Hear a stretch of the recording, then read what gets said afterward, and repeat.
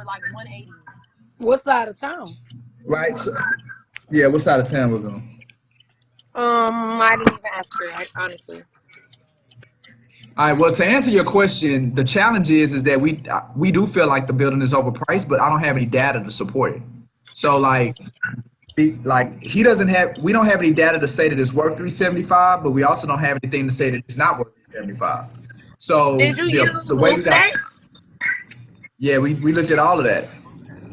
So originally Chika, she's actually in here, so we may pose some questions to her. She was originally working with my guy, and so we did all the research, kind of looked into it, and we couldn't find anything to support the number.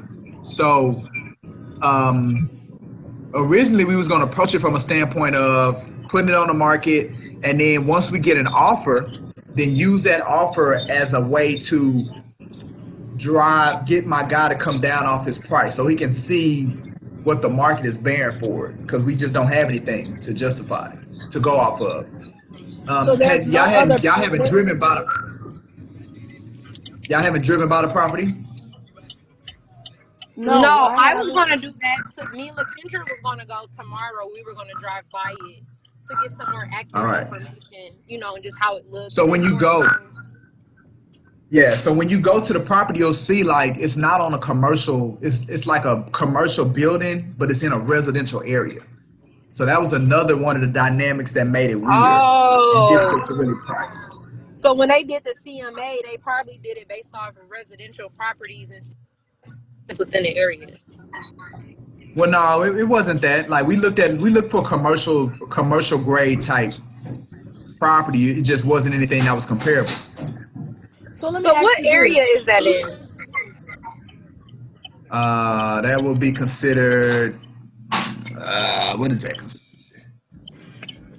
Is that Herm Clark? Yeah, kind of. That's what I think thought. so.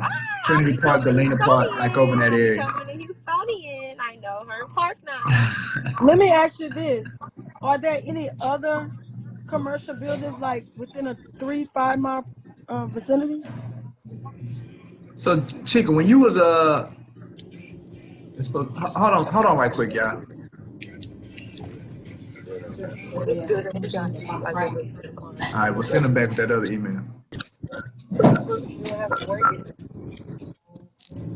Hey, it's supposed to be at 3:30? Girl, you know what, y'all? I got confused. I'm supposed to have another meeting at 3:30. Okay, so I thought that meeting was at 4.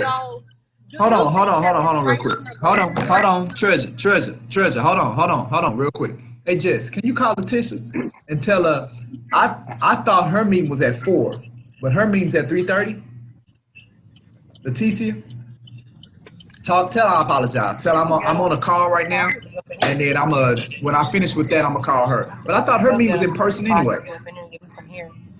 All right, I'm back, ladies. All right, so Charity, all right, Chika, when you was looking at Eastland, did you see any buildings that was similar in the area? Yeah. So Not really Charity, similar buildings, but what businesses are around you? What, any businesses? Yeah, that's what I'm saying, Charity. It's all residential, like it's houses. It's not on the main strip. So at least within 10 miles? Yeah, I mean they got business within 10 miles. But that what I'm saying, building looks like a 200K. That don't look like no 375, at all. After this. Because me and Charity was both saying that like we think it's over. But do I have a 4 o'clock? All right, so it'd have to be after the 4 o'clock. Because me and Charity was both talking, we was like, that seemed a little bit overpriced for the area. Well, the reality, but here's the reality though. If you can't prove it, right? So you got to be able to prove it. So in his head right now, it's worth $375. That's in his head. So to get him out of his head, then we gotta have supporting data, supporting evidence. So right now, the only thing that we could really give to support it is an offer, because we don't have any comps to give. Okay.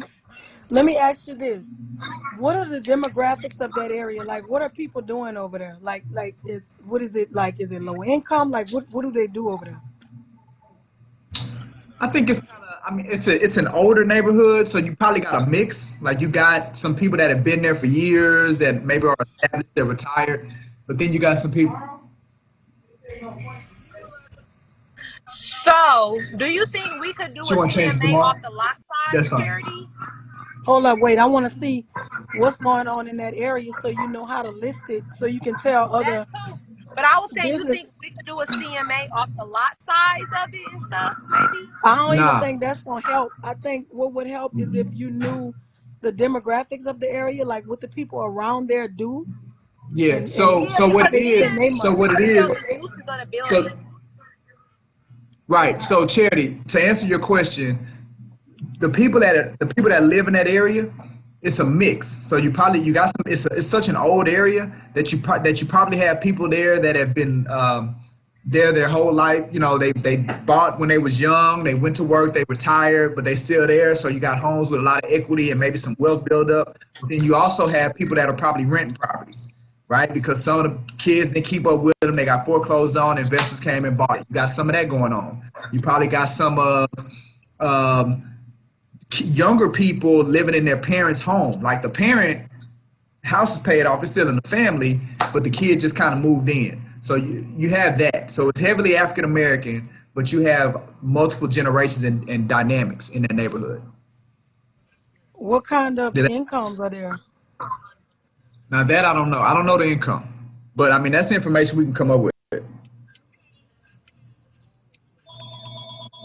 How would you leverage that, Charity? How would you leverage that information? I need all of that information is going to tell me who I need to target the listing to. So in the listing I would have perfect for up and coming tax office, barbershop. You know what I'm saying? That's why I'm trying to find out who lives in the area. It's definitely good. So it's been used. Well, let me tell you what it's been used for in the past, though. In the past, it's been used, and matter of fact, this is the reason my guy bought it. It was a club, and it's been used as a club. It does look like a what he's been. Yeah, and what he's been doing is he's been renting it out to cats that want to run clubs. Matter of fact. Oh, okay, and for events and stuff, like club events. Yeah. So the guy that was currently the whole reason he wanted to put it on the market is that he thinks his current tenant is in jail. So that's the kind of, even when my guy bought it, he was in the streets. Got it. Yeah. What if he leased it? How much would he lease it for? But he don't want to lease it no more. He want to sell it. How long has he been in it? He's been in it for some years. He's been in it for a long time. So why is he selling it though? Is it the location? Is it not a good upgrade? Like what is Well, the reason he wants to sell it is because his ex-wife is still connected to that property. So him selling it, he can get rid of her. Got it. Wow. Okay. Would it be any problems with her? Club parties. Well, the way that the divorce decree was, she remains on the title, and then she just gets paid out of the proceeds of it. Like she doesn't have any say on if he can sell it or not. Okay. So she don't have no say. So he just want to sell it to get over it. So how did y'all come up with 375 though? How did y'all come up with that number? That's his number. Oh. That's his. And he just pulled out the sky. I want that number. Give me that number. Things or businesses within at least the last 2 years or so, a year that has sold in that area that we can at least know what their prices they sold for, or we can even research and call around as well. You can't even Treasure, the reality. It's strictly going to be based off of potential, what it can be, and you got to sell the dream on what. I see 200K. No, I wouldn't say 200. But Treasure, you got to prove it. I ain't gonna say 200. I'm gonna say 375, and I'm gonna let them bring an offer and work from there. Right, absolutely. Because whatever number you go with, Treasure, you got to be able to prove it. And right now we don't have any any kind of evidence. So when people do commercial properties, how do they usually do like a CMA of commercial properties though? Like, cause it's not impossible. So like, how do? So let me do this for you. You're using a term, even when you use the term CMA, that's not even a term that commercial brokers use. You know, okay. So that's residential. All of that's residential. So when it comes to commercial, there is no HAR, or even with LoopNet, it's not, everybody's commercial property doesn't end up on LoopNet. You know what I'm saying? So even everybody's commercial property doesn't end up on CoStar. With the commercial side of things, it's still really more about relationships. Being a commercial broker long enough to know what broker has what, and to be able to pick up the phone and call them and say, hey, look, I got this listing. Who's on your buyer's list? Who's in the market? Who's looking? Like, there's still a lot of their transaction being handled that way versus going to HAR and just, you know, putting your property on there. So the data is not easily accessible as it is with residential. So tell me that makes sense, Trish? But how did he come up with this number though? Like, how he just come up with this number? Like, that's a number that he just magically came up with. People do that. This right here, man. He just pulled it out the sky. Maybe he pulled a number out. Because I'm wondering, like, did he get it from other experts who have beauty shops and clubs and? Well, I gotta see the inside of the building. For number one, I haven't seen the inside of it, so I do want. I'm gonna drive past it. It has a Supra or a lockbox. None of that. So if you want to see the inside of it, I gotta make the introduction, and then my man gonna have to meet you over there. It's not a lockbox over there, is it? He ain't got no keys to it. Okay. So can I see tomorrow? All right. So my guy. Well, okay. So I'm gonna call. When I finish with y'all, I'm gonna get on the phone with my guy and let him know what we're doing. And then what I'll do is put you all in contact with him. But I want you to do more than just drive by. Yeah, so y'all can go on the inside of it when y'all go. But we got to get with him to get the keys. I want to see the inside of it too. Because the first thing I thought about when I seen it, I'm like, oh, this is a beauty shop. That's what I thought of as soon as I seen it. Yeah, nah, it ain't. It ain't a beauty. It'd have to be converted to that. Yeah, you got to put bowls and all kind of stuff in there. But this is what I want to know. Plumbing. Would he be open to, because I like to do events. Would he be open to me and her holding some kind of event to pique interest to get people in there? He don't care. Events for different owners of things that are looking for, you know, spaces. Like LaKendra has a lady right now who's looking for a space for a beauty shop. It might be in that area if I'm not mistaken too. Like, so we can hold it for different to answer your question, Charity, I'm pretty sure we could sell him on that. He just wanted sold. Matter of fact,